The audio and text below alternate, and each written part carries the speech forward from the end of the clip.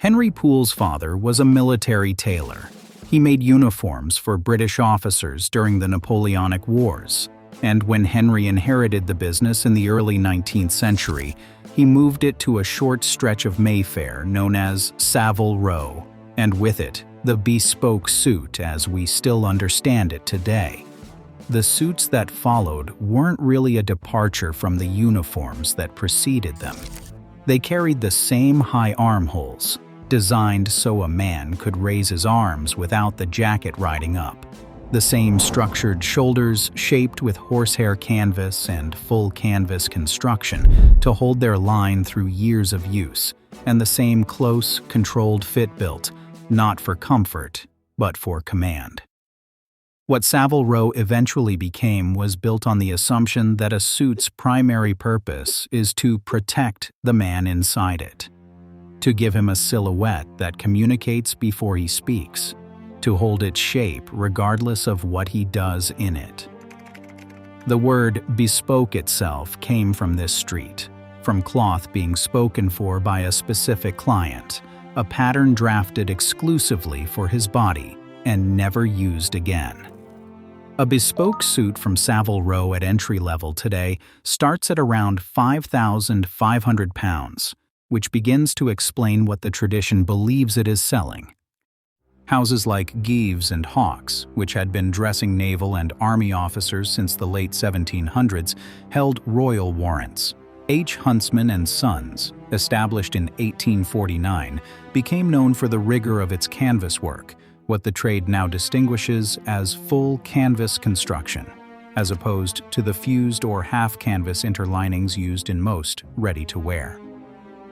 Anderson and Shepherd developed a softer variation they called the drape cut, more fluid through the chest and less martial in its posture, but even that had military origins. The cutter Frederick Schulte had noticed how excess cloth, belted tight at the waist, made the upper body look stronger, and he built a civilian suit from that observation. His most devoted client was Edward VIII, later the Duke of Windsor, who wore the drape cut so consistently and so publicly that it became inseparable from his image. Fred Astaire, who was an Anderson and Shepherd client, carried the same silhouette across Hollywood, and the association between the drape cut and a certain kind of effortless masculine authority was established on both sides of the Atlantic. The consistency of the tradition becomes clearer the longer you study it. British tailoring isn't trying to express mood or temperament or artistic sensibility. It's trying to make the man harder to read and harder to dismiss. A well-made Savile Row suit tells you almost nothing about the person wearing it, except that they take themselves seriously. Winston Churchill commissioned his with velvet collars and functional wartime details. The Beatles gave their final live performance on the roof of the Apple Corps building at 3 Savile Row in 1969. These aren't coincidental associations. The Row has always attracted men for whom the suit was a position, not an outfit. The protection it offers isn't physical, it's social.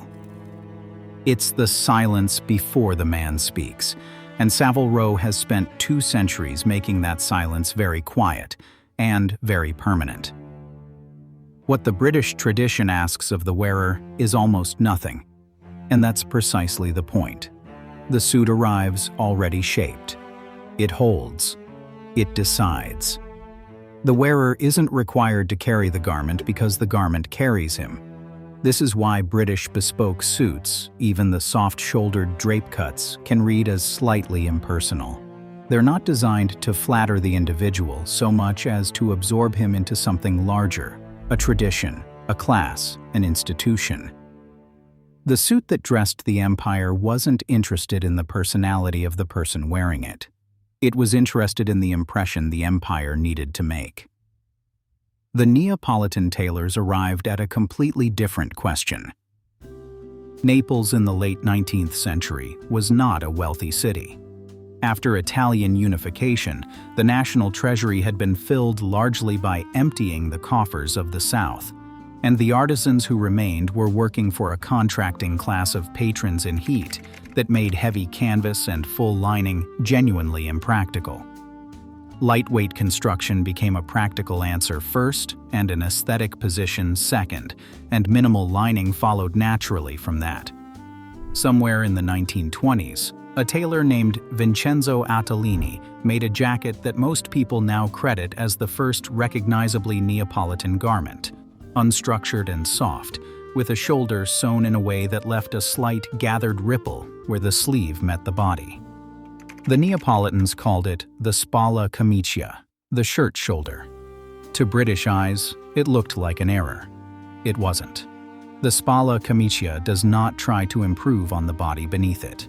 It follows the body's own line, distributing the sleeve so that when the wearer moves, the jacket moves with him rather than against him.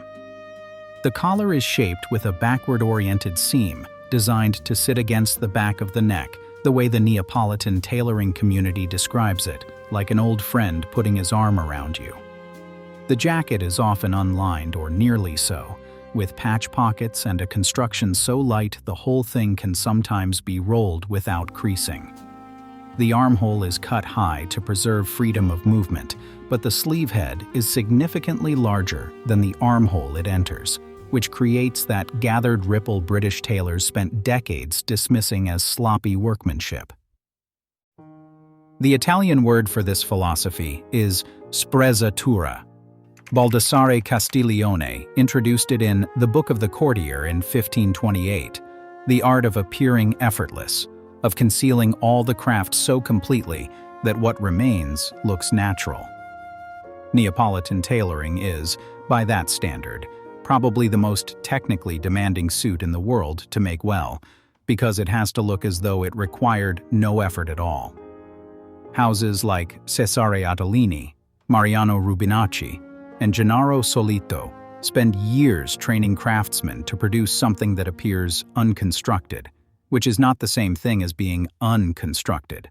The broader Naples tailoring tradition also produced Chiton and Isaiah, houses that carried the soft-shoulder, minimal canvas philosophy into larger production without fully abandoning the atelier principles, which tells you something about how deeply the Neapolitan approach had become a codified school rather than a local habit.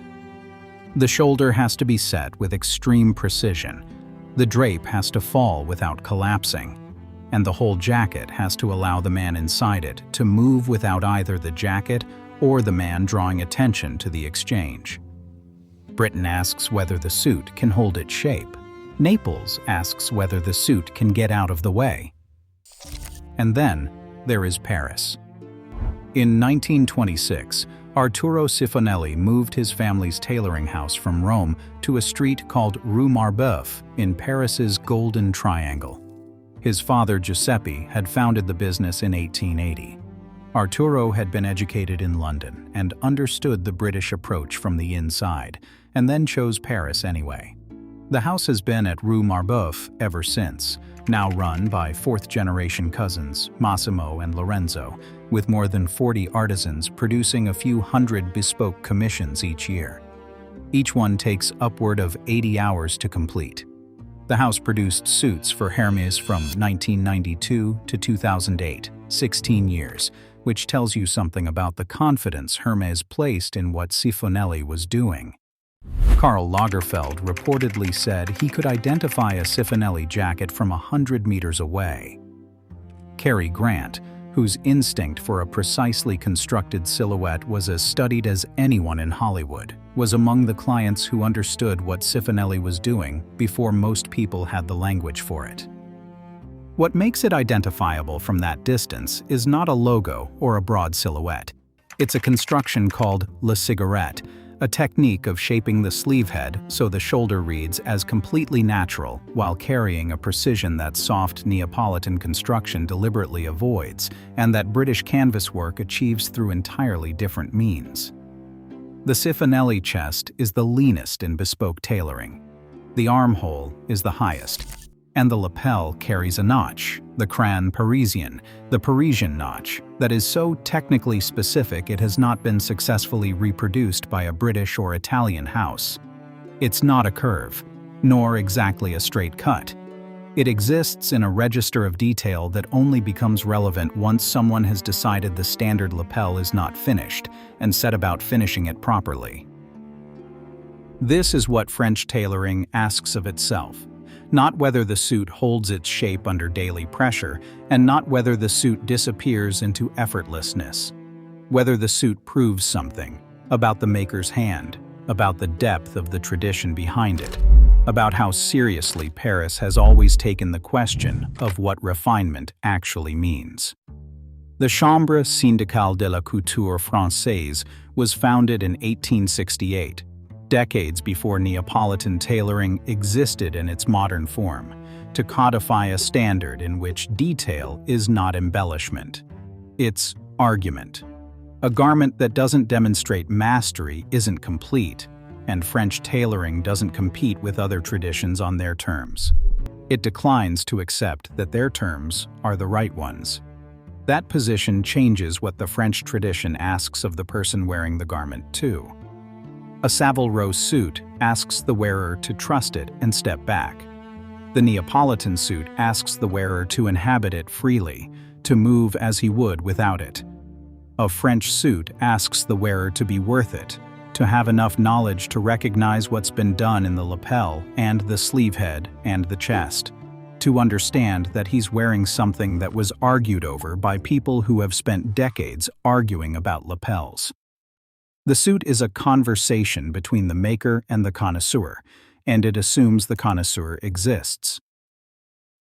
The reason the three schools can't agree, and won't, is not stubbornness or the ordinary defensiveness of craftsmen protecting their livelihoods. They started from incompatible premises.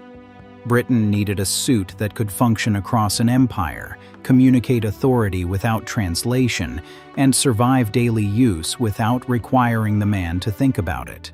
Italy needed a suit that could breathe in summer heat, while making the wearer look as though getting dressed had cost him nothing. France needed a suit that could justify Paris's claim to sit at the center of civilized taste, which meant the craft itself had to make the case rather than just the outcome. What the British tailor calls structure, the Neapolitan tailor calls imposition, and the thing the Neapolitan tailor calls liberation, the British tailor reads as an unfinished shoulder. They're both right by their own standards, and those standards don't share a common language. France responded to this disagreement by questioning its premises. If the debate between Britain and Italy is about what a suit should do for the man wearing it, Paris suggests the more interesting question is what a suit should demonstrate, not to the room, but to anyone who knows enough to look closely at a lapel and understand what they're seeing. This raises a possibility that French tailoring has always held open without quite stating, that the finest suits aren't really made for their wearers in the conventional sense. They're made for the people capable of recognizing them.